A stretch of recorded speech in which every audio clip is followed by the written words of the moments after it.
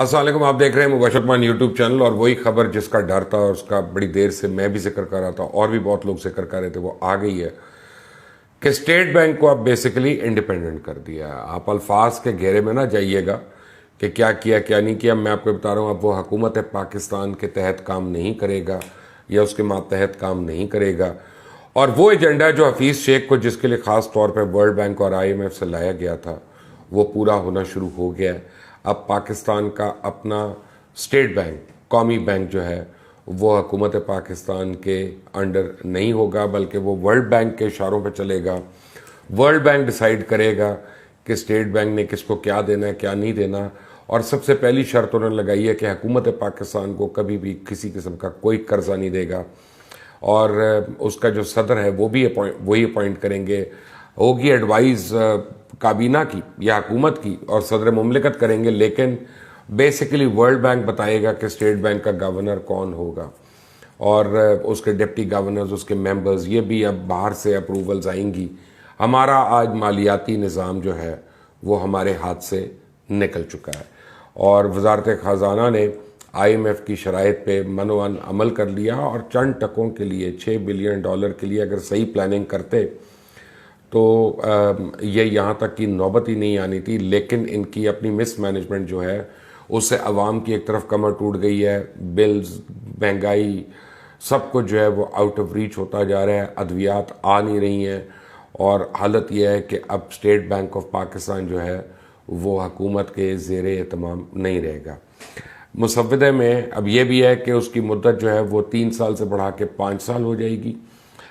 جو governor state bank ہوگا، اور اس کے بعد وہ اس کو ایکسٹینشن بھی مل سکتی ہے اس میں، یعنی اگر کوئی ورلڈ بینک کا پسندیدہ آدمی جس نے بہت ہماری پیچ کسے نٹ بولٹ ٹائٹ کر دی ہے اس نے، تو اس کو وہ انعام کے طور پہ مزید ایکسٹینشن بھی دے دیں گے، اور وہ یہاں وائس رائے کے طور پہ کام کرے گا۔ اسٹیٹ بینک کا جو وائس رائے ہے وہ اب ورلڈ بینک آپ کو بتائے گا کہ کون ہوگا۔ مجوزہ ایکٹ جو ہے اس کے مطابق گورنر اسٹیٹ بینک سمیت تمام ملازمین جو ہیں ان کو نیب اور FIA کی انکوائری ان کے پر نہیں ہو سکتی، یعنی وہ چوری کریں، وہ لوٹ مار کریں، وہ ٹیکسز میں کھرد برد کریں، منی لانڈرنگ کریں، جو مرضی کریں، FBR وہ اسٹیٹ بینک والے جو ہیں ان کو کسی قسم کی اب چیک نہیں ہوگا ان کے اوپر۔ ہاں کہیں خدا نہ خواستہ سڑک پہ کوئی ایکسیڈنٹ ہو جائے یا کوئی بندہ مارا جائے تو اور بات ہے، وہ تو کرمنل اس میں آ جائے گا، لیکن کسی مالیاتی کام کے اندر، فراڈ کے اندر، ڈکیتی کے اندر، منی لانڈرنگ کے اندر، اسٹیٹ بینک کے گورنر اور اس کے کسی بھی امپلائی کو نیب اور FIA جو ہے وہ چارج نہیں کر سکے گا۔ اس کا مطلب اب آپ کو سمجھ آ گیا ہے کہ کس نے اس پیسے کا کیا کرنا ہے۔ اب اسٹیٹ بینک کی ایگزیکٹو کمیٹی ہے وہ بھی ایک بنانی ہے انہوں نے، اور اس کی تجویز بھی آئی ہوئی ہے، کئی اور عہدے ہیں جن کو اب وہ اپوائنٹ کریں گے، اور یہ جو کمیٹی ہے اس کے اندر governor, deputy governors, executive directors اور متعلقہ افسران جو ہیں وہ سارے اس کے اندر شامل ہوں گے۔ ایگزیکٹو کمیٹی جو ہے اس کو ووٹ دینے کا بھی حق ہوگا، اور آڈٹ کمیٹی کی سفارش پہ کسی بینک کے ملازمین کو چیف انٹرنل آڈیٹرز تعینات کیا جا سکتا ہے۔ اب جو ہے وہی خبر جس کا میں بڑے دن سے آپ کو ذکر کر رہا تھا وہ آ گیا ہے، اور اب آپ اگر آج بھی اسٹیٹ بینک کی ویب سائٹ پہ جاتے ہیں تو اس کے اوپر گورنمنٹ کا نام نہیں ہے، GOV نہیں ہے، اور یہ کافی عرصے سے نہیں تھا، میں پہلے رپورٹ کر چکا ہوں، وہ آئے گا www.statebank.org، یعنی اب آرگنائزیشن ہو گیا، GOV نہیں رہا پہلے بھی، اور اب اسٹیٹ بینک جو ہے وہ آپ کے ہاتھ میں نہیں ہے۔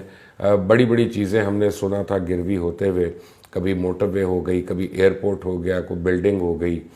کوئی کنک کی فصل ہو گئی آنے والی، لیکن کبھی میں نے تو کسی ملک کا نہیں سنا کہ ان کا اسٹیٹ بینک جو ہے وہ اس طرح سے ہاسٹیج ہو جائے۔ اب تمام